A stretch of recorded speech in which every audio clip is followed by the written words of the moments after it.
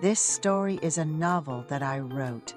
I enrolled in an academy to make use of my free time while being unemployed. I wanted to learn web design for self-improvement. The truth is, that subject wasn't absolutely necessary for me. However, I felt sorry for spending a lot of time at home doing nothing, so I used the academy as an excuse to go out. I was just killing time at the academy when, after a month, I ended up taking another class. That's when a girl I had never seen before joined the class, and to be honest, going to the academy became enjoyable because of her. Both she and I liked sitting in the front row and paying attention in class. The seat next to me was empty, and she sat there and attended the class. I'm not much of a talkative person, but she seemed to have a cheerful personality. She studied in a bright atmosphere, and I would sneak glances at her. She had an oval face and a petite figure that appeared lively. During the break, we would casually chat while getting drinks from the vending machine. We happily continued attending the academy and ended up having a meal together with 3 other girls who were taking the same class. The girl sitting next to me said she was married. She didn't seem like a married woman, so when I thanked her, her gaze was not ordinary. She naturally calculated the meal expenses, and I felt there was a message in her eyes, a message that I was being noticed. I don't even remember how we finished the meal, because I was preoccupied with her gaze. As we were about to go home, she asked where I lived, and as we talked, we realized that we lived in the same neighborhood. She listened to what I said and suggested that we go home together after the academy. So we took the subway and sat side by side because there were empty seats. She started talking about her husband. She said he was a high-ranking executive at a large company and that they were living a comfortable life. She said going to the computer academy was a way to add vitality to her life, and that time passed quickly, which she liked. She said she was even more excited to meet someone who could communicate well. I didn't know how to respond to her proactive attitude. When it was time to get off, she said, "I want to treat you to a meal next time." And she replied, "Really? I don't eat well, because I'm tired of eating alone at home, so that's great." I got off first and looked through the window, and she was staring at me intently. When I got home and thought about what happened earlier, I felt a good mood and laughed to myself. My wife asked if going to the academy was that enjoyable, and if something good happened these days. I felt a little guilty. That evening, when I made love to my wife, the image of the graceful face of the woman I met at the academy kept coming to mind. I shook my head, trying to shake off those thoughts. I only have intimate relations with my wife once a month. My wife is not very demanding and prefers to have less intimacy at our age. But am I not a man? Well, I am not like that. The time with my wife was fantastic. We confessed our love and fell deeply asleep in that state. And the next day, I was able to have a hearty breakfast.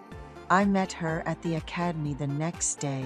While working with the maid yesterday, I thought of her and found myself looking at her.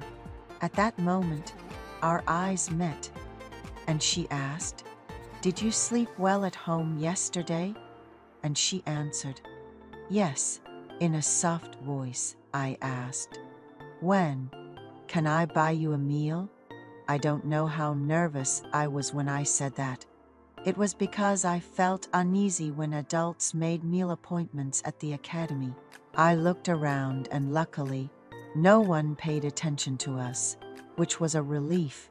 She asked, "How about today?" And I replied, "Of course it works." We decided to meet in the evening and attended classes. I couldn't concentrate during the class.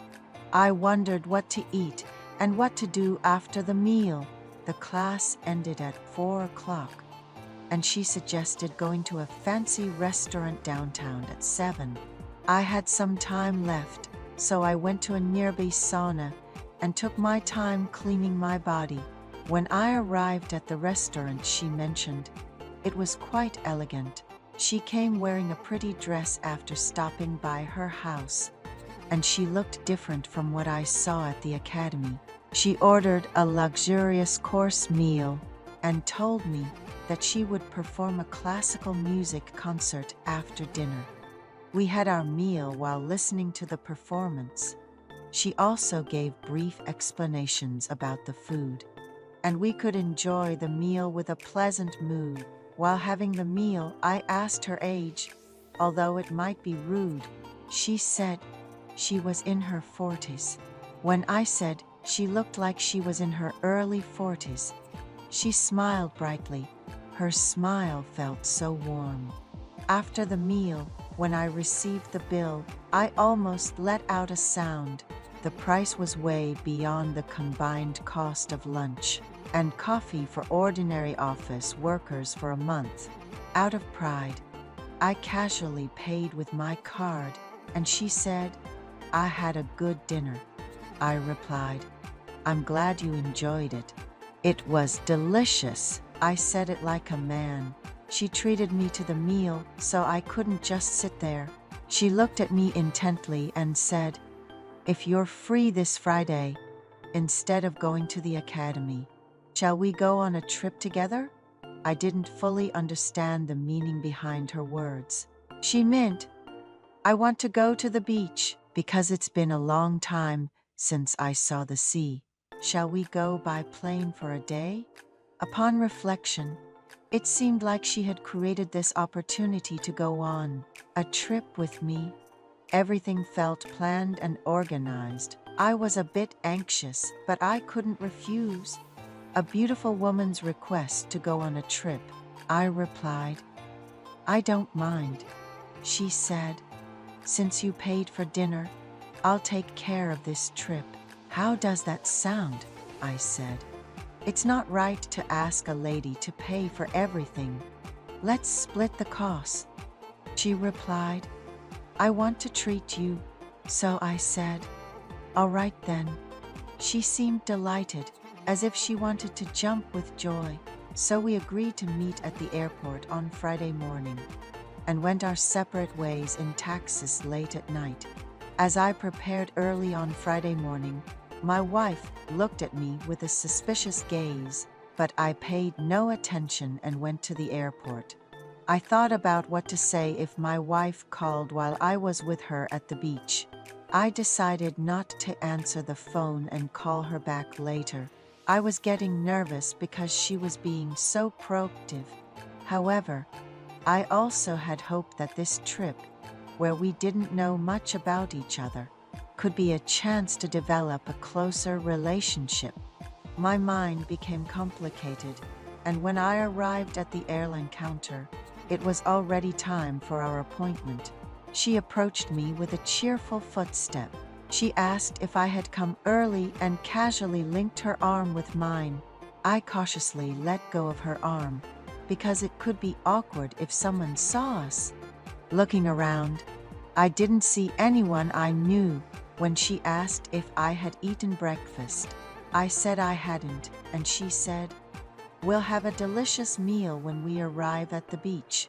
I boarded the plane with a newspaper in hand, and she, who had been in a hurry since morning, closed her eyes, complaining of fatigue.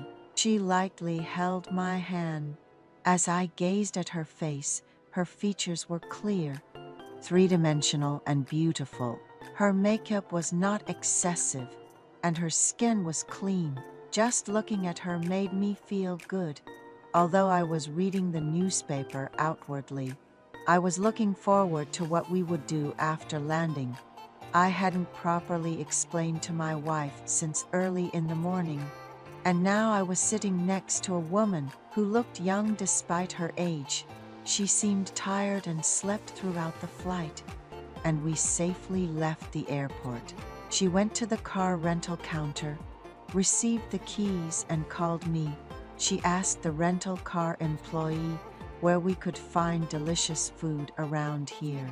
And he said that since it was the beach, we should try a dish with lobster. I got in the car, held the steering wheel with my left hand, and placed my right hand on the gear. She gently intertwined her hand with mine on top. She said, "James, your hands are so thick and big." My heartbeat quickened, but I focused on driving. At the restaurant, we had a pleasant meal, taking care of each other, like a happy couple. She handed me something under the table, and when I unfolded it, it was money. I asked what it was, and she said it was for the meal, mentioning that she said she would pay for everything on the trip. Her warm consideration was deeply appreciated. I am currently unemployed and rely on my wife for financial support. She has the considerate gesture of secretly giving money to the other person without directly calculating it, allowing the man to handle the payment and maintain his pride. I was deeply moved by her actions. Now she asked me what we should do, and she expressed her desire to visit a lighthouse she had been to before. I drove and we arrived at the lighthouse. Her hand was on my waist, and my hand was on her shoulder as we walked towards the red lighthouse. We took deep breaths, as if cleaning our lungs from the polluted city air, and enjoyed the cold but fresh air while looking at the sea. I felt the chill and suggested that we should leave, gently placing my hands under her arms and lifting her up. At that moment, our faces were close to each other. As we walked from the lighthouse to the breakwater, we noticed the signs for hotels and motels as we approached the town. She looked at my face intently and asked, "Are you not cold?" She pointed to a place and said, "I think it would be nice to sit there, drink tea, and enjoy the view of the sea." I replied, "Then let's go inside and see." We entered and asked about the price at the counter. It was quite expensive, and I mentally prepared myself for the accommodation fee. She lightly tapped my hand and handed me the cash, equivalent to the accommodation fee. I requested a clean and well-viewed room, and we were given the key.